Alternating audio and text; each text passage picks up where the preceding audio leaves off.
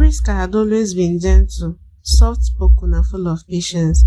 From her childhood days, people said she had the kind of heart that could forgive anything. Her best friend Serena was the opposite. Serena was bold, outspoken, and sharp-tongued. Where Prisca's calm presence suited, Serena's fiery nature commanded attention. Together they were inseparable, two sisters not by blood, but by bond.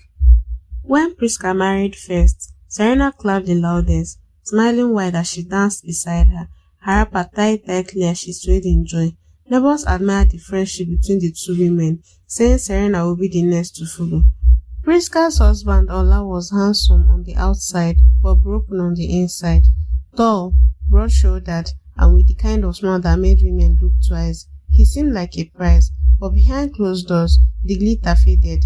Ola was lazy, jobless, and quick to anger. He spent his days drinking palm wine at the roadside joints, and his nights returning home with the stench of alcohol on his breath. His feasts were quicker than his apologies, and Prisca carried bruises more often than laughter. Yet, whenever people asked, Prisca painted him as perfect. She said he was hardworking, that he was trying his best, that he loved her.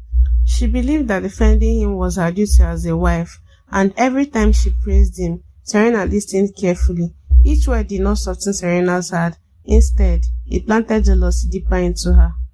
Serena began to notice things. The way Ola's eyes lingered too long on her hips, the way his laughter came too quickly after her jokes, the way his tone shifted whenever she entered the room. At first, Serena pitied her friend. She told herself Prisca was unlucky to have such a man, but slowly, pity gave way to desire. She did not love Ola, but she wanted what her friend had, simply because she could not stand to watch Prisca hold something she secretly craved. Envy is a poison that hides in smile, and Serena's smile was now laced with venom. The day of the betrayal came on a rainy evening in Lagos. Prisca had traveled to her village for her uncle's burial, leaving Ola behind. Serena stopped by Ola's house, pretending she came only to check on him. Rain beat hard against the zinc roof as the two sat in the living room. One drink turned into two, laughter turned into whispers, whispers turned into touches. By the time the rain had stopped, Serena had crossed the line. From that night, the friendship between the two women quietly died, though Prisca did not know it yet. Months passed. Serena's belly began to grow.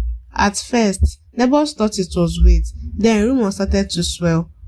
By the time she could no longer hide it, the whispers became shouts. She was pregnant.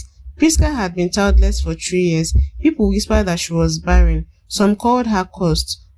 Others mocked her in hushed tones when she passed. Serena, knowing this, saw her pregnancy as a weapon. She pressed her hand against her swelling stomach and told Ola that if he wanted the baby, he had to choose her, and Ola listened. One evening, he returned home with a face as hard as stone. He looked Prisca in the eye and uttered the word that shattered her world. I want a divorce. Prisca's heart collapsed into her chest. She begged him. She clung to him, reminding him of their vows, of the years together, but Ola was unmoved. He dragged her out of their home, her tears falling onto the dusty Lagos ground as neighbors peeked through curtains and whispered. The next day, Serena moved in, her belly round with pride. Convinced she had won, she believed she had taken everything Prisca had and that she had stepped into her friend's life and claimed it as her own.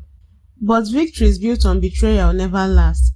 Life with Ola was nothing like Serena imagined. He was still lazy, still jobless, still a drunk. The same hands that once struck Prisca now struck her. The same insult that once burned Prisca's ears now filled her nights.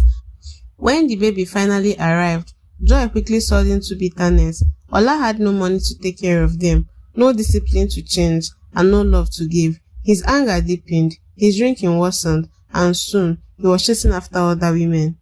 Serena, once proud, now walked in shame. Neighbors who once admired her beauty now pointed fingers. Mother pulled their daughters away when she approached. She carried her child alone, her head bowed under the weight of regret. While Serena sank, Prisca slowly began to rise, broken but not destroyed. She picked up the pieces of her life. She found work to sustain herself. She surrounded herself with kind of people who reminded her that she was only worthy of love. She began to heal, and the wounds in her heart started to close. It was during this season of healing that she met Chike. He was gentle, hardworking and respectful. Where Ola had shouted, Chike listened. Where Ola had struck, Chike held with care. For the first time in years, Prisca smiled with genuine peace in her heart. Their marriage was simple, quiet and filled with joy that did not need to be performed for others. Not long after the wedding, Prisca conceived. The news filled her with tears of gratitude. She had been mocked, called barren, and thrown away. Yet she was carrying life inside her. Then came the truth that shook everything. Ola was sterile. He had never been able to father children. All the years of childlessness has never been Prisca's fault.